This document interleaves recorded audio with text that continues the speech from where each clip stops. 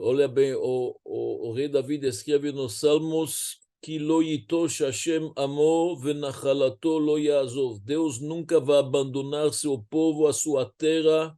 Ele cuida dela. Eretz asher ene Hashem elokecha ba.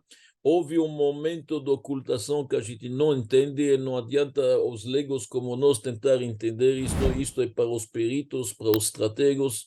Mas nós temos que fazer a nossa parte, vocês fazem isto muito bem, se reforçar a fé, se unir, todo o povo judeu tem que ser unido num momento como este, superar as divergências, olhar na verdade os denominadores comuns, o que nos une, que é muito mais do que nos divide, e nós temos muita coisa para fazer, e da mesma forma que na guerra de Yom Kippur, a gente sabe, as notícias não eram boas no começo, mas depois inverteu-se.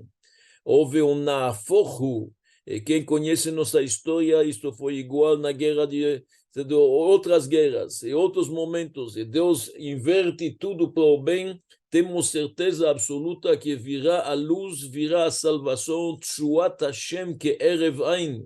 A salvação de Deus é um piscar de olho. No momento, quando Deus quer, de repente a situação inverte e veremos muita luz. Claro que o preço foi muito alto e houve uma carnificeria, houve uma selvageria, coisas que a gente não podia imaginar.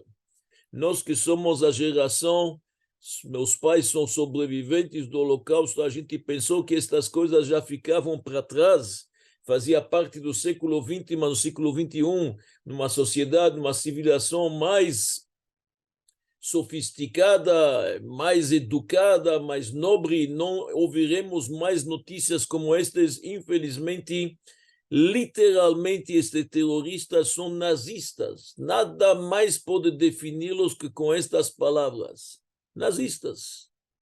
Mesmo os atos, tudo igual, e talvez pior ainda, porque os nazistas, se a gente pensa bem na Segunda Guerra Mundial, no final ainda tentaram esconder seus atos. Quem conhece um pouco a história sabe que eles detonaram os crematórios em Auschwitz, eles levaram as pessoas para marchas, tiraram, esconderam, enterraram. Estes estão publicando seus atos atrozes e cruéis. Não dá para acreditar uma barbaridade deste no século XXI.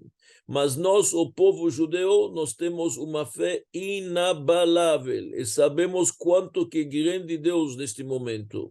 O imperador romano, chamado de Adriano, vocês ouvem, não Adriano, sim, Adriano, exatamente, Adriano, ele era muito amigo. Adriano é um imperador que acabou, na verdade, destruindo o templo, o segundo templo, estou falando quase 2000 anos atrás em Jerusalém. Ele respeitava muito o grão rabino Rav Yoshua, o nome dele, Rav Yoshua, era um grande Tana, e de vez em quando se encontravam. Uma vez Adriano, assim diz o Midrash, Adriano encontrou Rav Yoshua e falou para ele, olha, eu estou olhando a resiliência judaica, a resistência, as revoltas, estou vendo que os judeus estão fortes. Olha bem, grande é este, assim ele falou, Gdolá Kivsa, grande é este carneiro no meio de 70 lobos. Assim ele falou, ele quis dizer que o carneiro é forte. Respondeu Rabi Yoshua, Gadol Haroé, não é a Kivsa, não é o carneiro que é grande, grande é o pastor. Nós temos um pastor grande que cuida da gente. Hashem Roi Lo Ersar. Deus é o nosso pastor, e no final vai ser bom, pode ter certeza absoluta. Gam ki eler begetz al mavet lo irara. Mesmo no vale da morte, a gente não tem medo que ataimadi, porque Deus está conosco. Shiftecha o mishantecha, o teu cajado, o teu bordão, heima yenachamuni. Eles vão me consolar, a consolação vai vir, não tem dúvida. Eu escutei antes, aquele que falou antes de mim mencionou Noach. Quero lhe ler um passo que está na Haftarah deste último Shabbat nós lemos. Olha comigo, vamos lá junto. Que Rearim Yamushu, mesmo se as montanhas vão tremer, Vagvaot temutena, e as colinas vão estremecer. Chasdi meiter lo yamush, minha bondade com vocês não vai ser apagada. o Brit Shlomi Lotamut, é a aliança que eu fiz com vocês para ter momentos de paz, não vai cair. Amar merachamech Hashem, disse o eterno Deus. Palavras fortes. Kol kli yutzar alayich lo yitzlach. Todas as armas que vão levantar contra vocês não terão sucesso. Muitos já tentaram, estão nos museus. Os assirianos, os babilônios antigos, os egípcios, nós estamos aqui. Preço alto, verdade, estamos de luto, sim. Estamos tristes, sim. Mas a gente gera energia. A pergunta agora, neste momento, não é por quê. Porque por que não vamos entender? Impossível o ser finito que o homem, Basar Vadam, carne e ossos, entender tudo que o Todo-Poderoso faz. Deus é infinito, eu somos finitos. Eu tenho a pretensão, eu, um mosquito pequeno, querer entender o Todo-Poderoso Deus? Claro que não. Aliás, eu não quero nem acreditar num Deus que eu entendo tudo que ele faz. Impossível. Assim dizia o Rav Steinsaltz. Acreditar num Deus que a gente entende tudo que ele faz é um Deus limitado. Só nós não vamos entender. O que a gente faz? A pergunta não é por quê, mas o quê? O que podemos fazer agora? Esta é a pergunta. Não why, but what. Não lama. Ma. Não lama, mas ma. Mas o que eu posso fazer? Cada um faz o que ele pode. Um reza mais, ou estuda mais, um ajuda com dinheiro, um ajuda com comida, um vai ver os órfãos, na verdade, outro procura ajudar as mulheres dos soldados. Cada um da sua forma. Quem é soldado precisa pegar as armas. Cada um ajuda da sua forma como ele pode. Esta é que nós agora, nossa solidariedade genuína, milenar, judaica, este é o momento dela aparecer. Deixa eu lhe contar uma história. Nós temos, na yeshiva onde que estudei nos Estados Unidos, antes do meu Rosh Yeshiva, havia um rabino que se chamava Rav Gustman. Rav Israel Zev Gustman. Este rabino, ele tinha nascido em Vilna, na Lituânia. Era um grande sábio, fazia parte do Bedin de Vilna antes do Holocausto. Quando o Holocausto chegou, pegou a família dele, ele milagrosamente se salvou, se escondeu em arbustos. Finalmente, depois do Holocausto, ele chegou nos Estados Unidos, foi Rosh Yeshiva lá, depois fez Aliyah e veio para Eretz Israel. Fez imigração como vocês fizeram, todos estavam em Israel. Ele dava shiurim, ele tinha uma yeshiva pequena em Jerusalém, chamada Netzach Israel. Um yeshiva muito famoso, um lituânio muito grande, uma grande cabeça. Ele dava aulas. Entre os alunos dele está o Roberto Aumann. Vocês ouviram falar de Roberto Aumann? Um prêmio Nobel israelense, aquele que recebeu o prêmio Nobel de Economia por a teoria de games que ele fez, famosa, um dos prêmios Nobel israelenses, Robert Aumann. Não se lembra a foto dele, um homem religioso, com barba, Robert Aumann. É um aluno deste Rav Gustman. Este Robert Aumann, infelizmente, muitos anos atrás, perdeu um filho num atentado terrorista. Teve uma emboscada, soldados mataram, atiraram e o filho dele, Shlomo, faleceu. Jovem, recém-casado, tinha uma filha, se não me engano, e a mulher estava grávida, uma tragédia. E teve a Shiva. O rabino do Robert, o Rav Gustman, foi no inteiro, participou de todo o inteiro, e ficou, na verdade, na Shiva, primeiro dia Shiva, o dia inteiro. Quando chegou 5 horas, o Robert não se sentiu muito bem, falou: Rabino, você já ficou conosco o inteiro, toda a Shiva, o dia inteiro, vai para sua casa, você é um homem já de idade. Só ele falou para ele, o Rav Gustman respondeu para ele: escuta bem, deixa eu te contar uma coisa que talvez você não sabe. Eu tinha um filho antes do Holocausto. Se chamava Meir. Os nazistas mataram ele na frente minha. Meu Meir começou a chorar. Falou: meu Meir é um kadosh.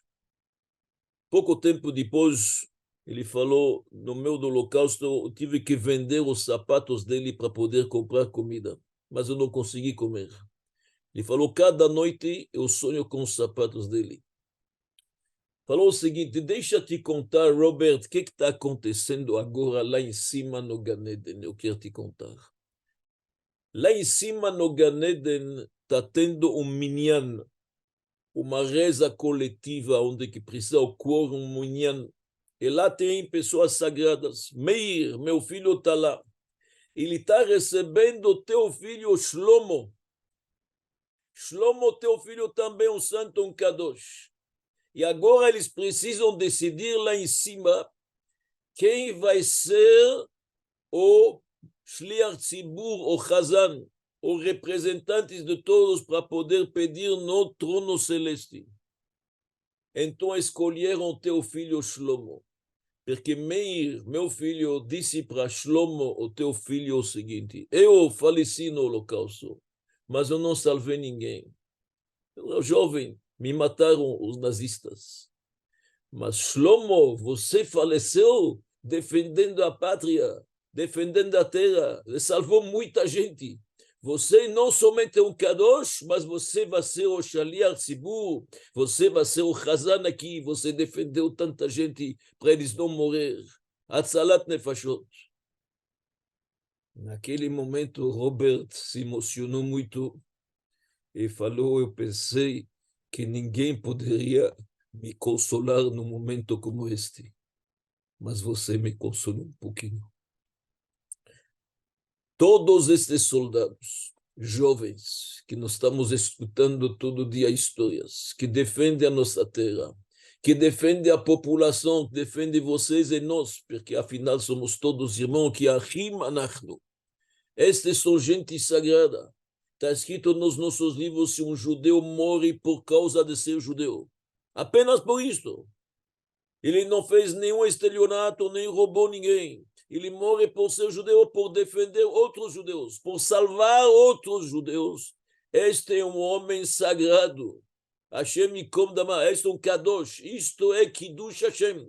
Ele chega num nível que não tem ninguém que chega neste nível. Assim está escrito nos nossos livros.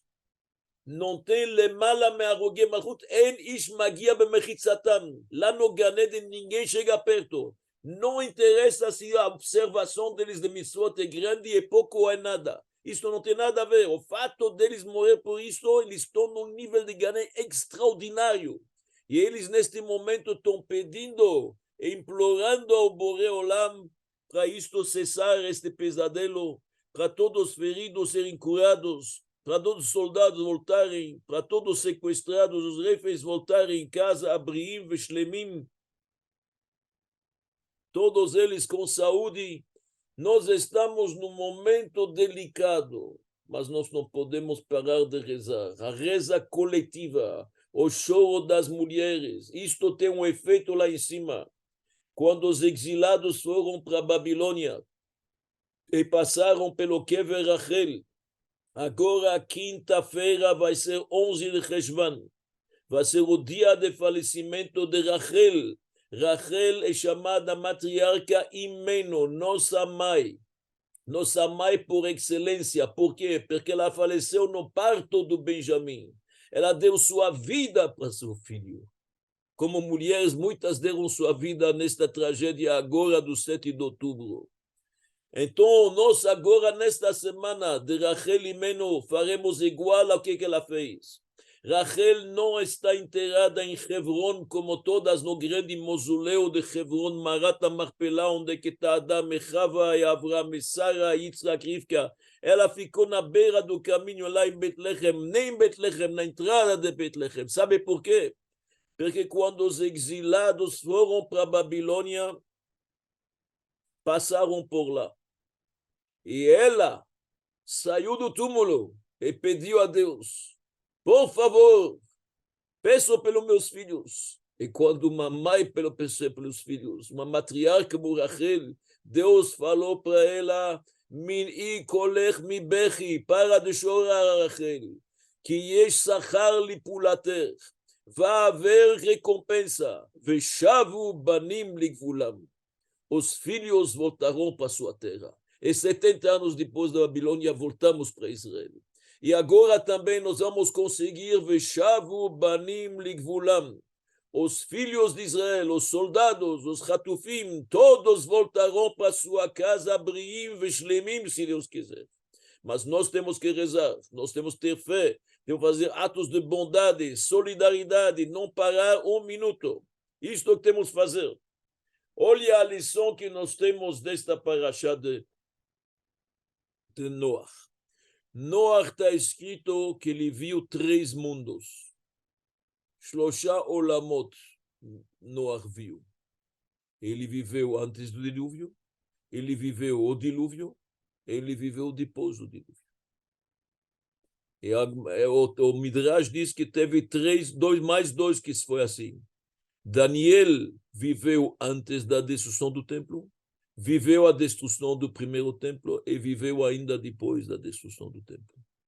O reinício.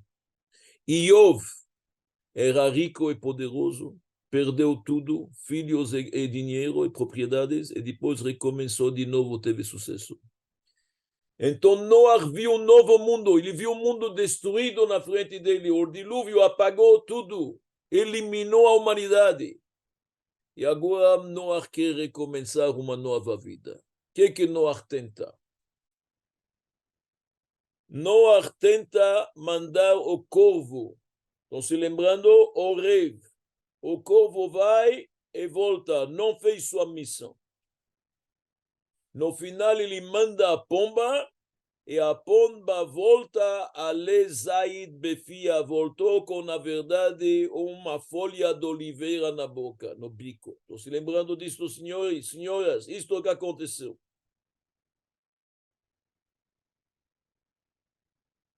Dizem os nossos sábios profundos, um deles o mestre Tzemach Tzedek e outros. Deixa eu explicar isto para vocês, o que aconteceu aqui.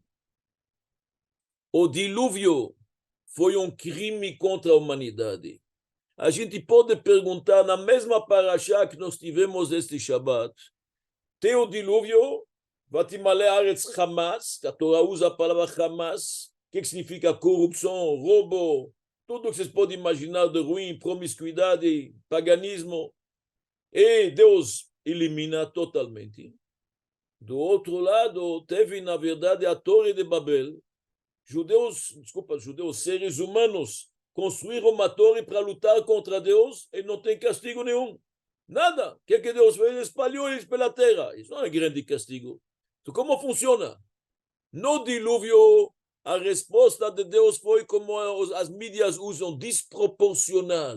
Desproporcional. Ouviram falar esta palavra? Desproporcional. Bom, eles roubaram, mas para roubar tem que matar todo mundo, não sobra nada. E na Torre de Babel, nada. Como funciona? A resposta é simples. E a mesma pergunta, Sodoma e Gomorra, Deus apagou. Nínive, o profeta Jonas foi lá, todo mundo fez chuva, Deus perdoou. Como funciona? A resposta é muito simples. Os crimes que teve em Sodoma e Gomorra, os crimes que teve antes do dilúvio, são crimes contra a civilização. São crimes contra a humanidade, contra coisas básicas. Mesmo na guerra, mesmo na corrupção, mesmo entre os ladrões, tem regras básicas. Quando uma moça ia casar, na época do dilúvio, diz o Midrash, antes de casar, ela tinha que passar pelos juízes, pelos líderes da comunidade. Era uma promiscuidade, eram estupros, eram coisas horríveis. Em Sodoma, a moça lá que deu um pouco de pão para um pobre, oprimiram ela, mataram ela. Isto é grave. Isto é um crime contra o mundo, contra a existência. Se você não acredita na existência do mundo, você tira a tua razão d'être. Você não precisa mais existir. Então Deus aniquila. O que teve na Torre de Babel? O que teve? Eles acharam que vão lutar, vão fazer uma escada grande, uma torre, e vão lutar contra Deus. Vão destronar Deus. Isto é um crime, não tem dúvida. Mas não é um crime contra a humanidade. Até hoje tem cientistas que pensam que podem se livrar de Deus, que não precisa de Deus, que eles são Deus. É grave, mas não é tão grave. É só convencê-los na cabeça. para isto não se precisa eliminá-lo.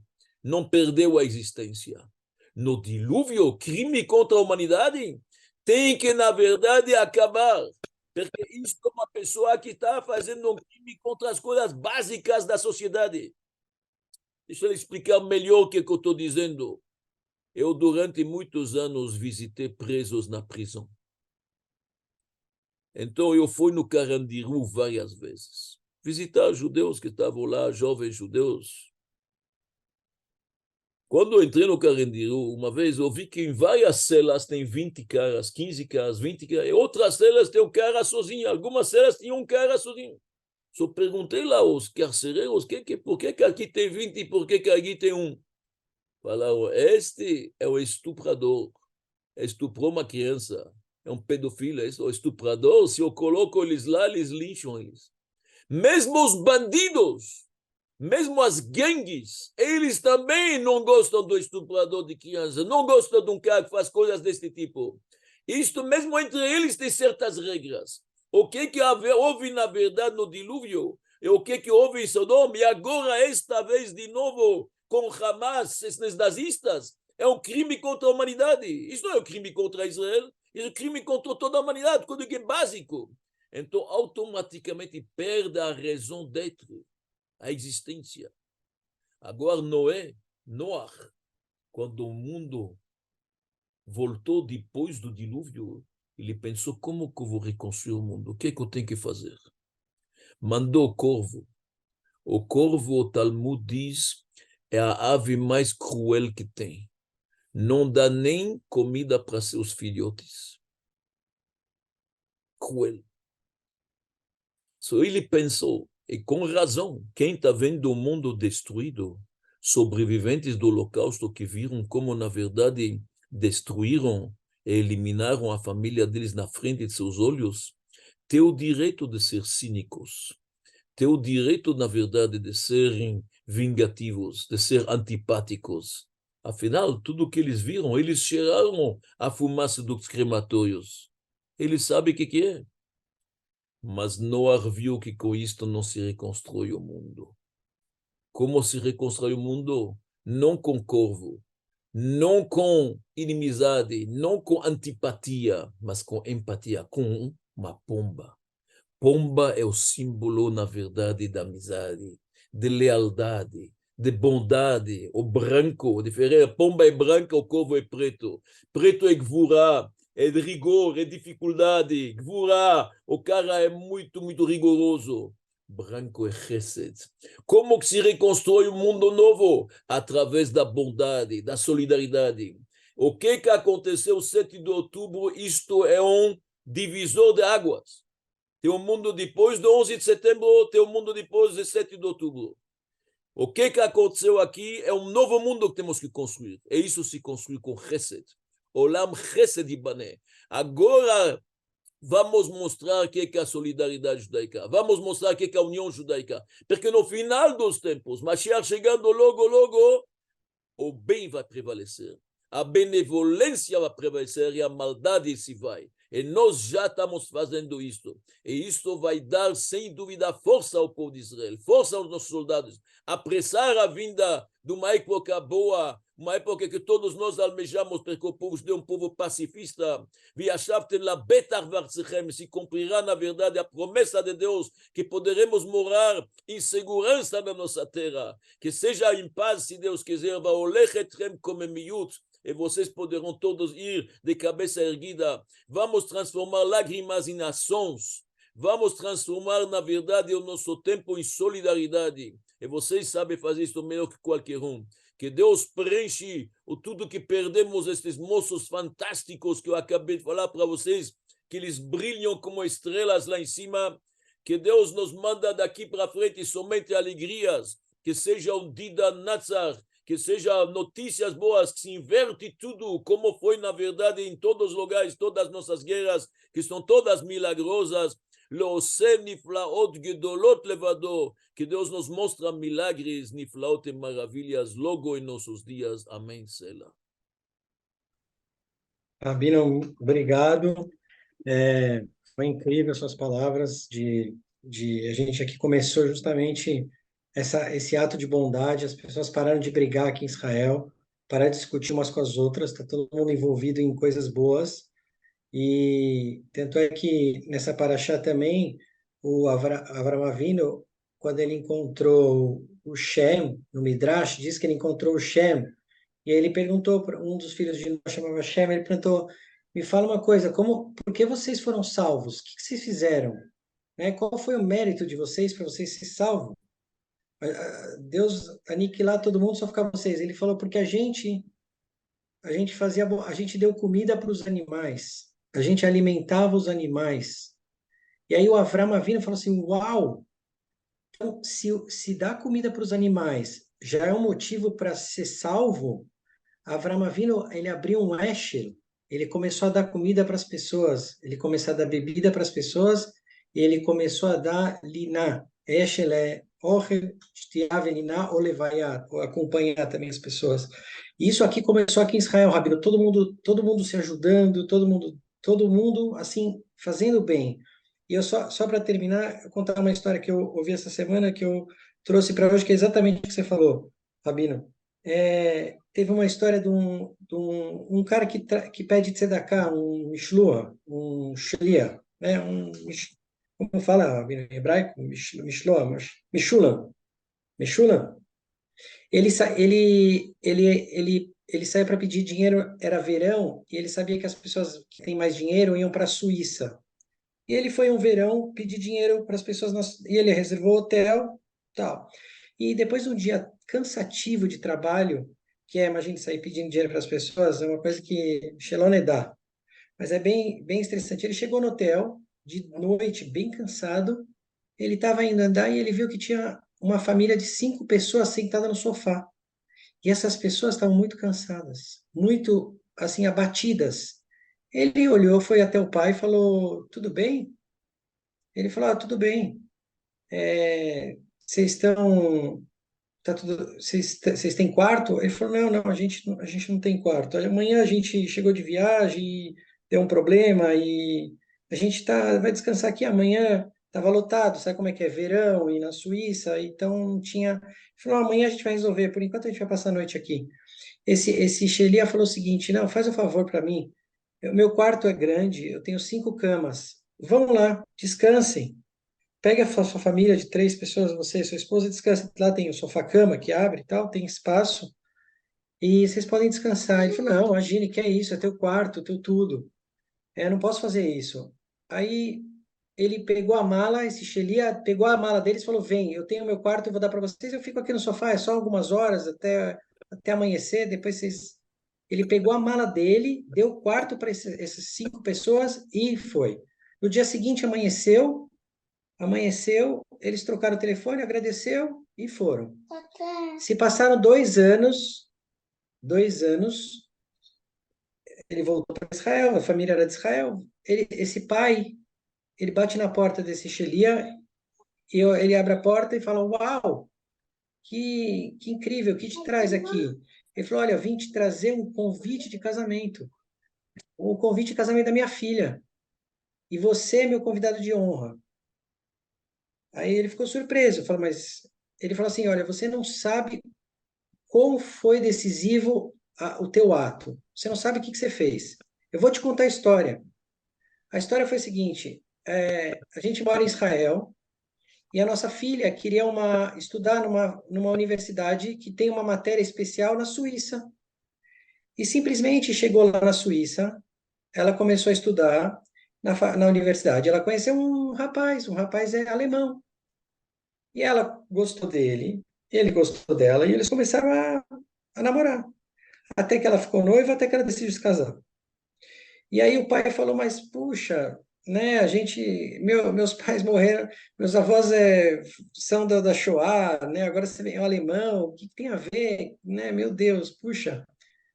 Ele foi até lá, ele falou, eu vou lá, vamos uma família, pegou os filhos pequenos e foi até a Suíça. Quando ele pediu para essa filha reservar o hotel, e ela não deu um problema ali, não conseguiu reservar, eles ficaram na recepção. E a filha ficou muito triste lá com a família na recepção, mas aí chegou esse cara. E nessa noite, essa menina não conseguiu dormir. ela não conseguiu dormir de jeito nenhum. Isso ficou na cabeça dela. E aí ela falou o seguinte: como pode? O cara não tem nada a ver com a gente. Como ele faz uma coisa dessa? Quem faria isso pela gente? Como pode? Hoje eu entendo o que é fazer parte de Am Israel. O que é ser Am Israel? O que esse povo faz um pelo outro? Isso ninguém faz, isso realmente é irmão. E aí, depois dessa noite, ela entendeu o que é fazer parte do povo. E aí, esse namoro foi enfraquecendo e eles finalmente deixaram, cada um seguir o seu rumo, e ela casou em Israel com uma pessoa da mesma religião, e no final o pai veio agradecer, não sabe uma coisa boa que uma pessoa faz para outra, qual é o efeito disso? A gente não sabe quando acontece uma coisa boa, o que pode fazer. Então, aqui em Israel, Bezrat Hashem, todo mundo, Rabino, está fazendo alguma coisa boa, está ajudando o outro, ouvindo pessoas e fazendo o que dá, dando comida, dando dinheiro, fazendo tudo. E é Parabéns isso. para vocês, somente boas notícias. Somente Abraço. me confirme. Parabéns, obrigado pelo convite. Só coisas boas que a gente fala em alegria, se Deus quiser. Amém, amém. Então, pessoal, eu queria agradecer a presença de todo mundo. Saber que se cada coisa boa que a gente faz, a gente vai salvar um soldado lá no fronte, de repente. E que a gente possa só se ocupar com coisas boas, pensamentos positivos, nada de televisão, nada de CNN, nada de notícias. Essas notícias são tudo, não dá para acreditar, eles põem o looping da mesma imagem. Aí quando você entra, você não sabe se é a mesma imagem ou não, mas é tudo a mesma coisa. E se quem puder evitar esse o máximo de notícias, essas coisas ruins, joga para fora. Ninguém sabe o que vai acontecer. Ninguém sabe se o Irã vai entrar, se os Estados Unidos vai jogar bomba. Ninguém sabe nada. Ninguém sabe nada. Então, por isso, vamos pensar positivo. Vamos deixar nossa cabeça livre para as coisas boas. Vamos tomar um chá. Vamos sair para passear. Vamos viver como se nada.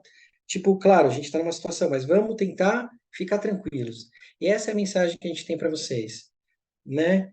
E rezem pela gente, quem está no Brasil, quem está aqui, rezem, rezem, peçam para uma Shia, agora é a hora, fala, Hashem, a gente está cansado, né? Salva a gente, manda uma Shia logo, faz o que quiser, mas salva a gente, nada de ficar pedindo para matar todo mundo, nada disso, vamos pedir uma Shia, vamos rezar para uma Shia vir, para a gente ser salvo e acabar tudo, e a paz reinar, e a gente ser feliz para sempre.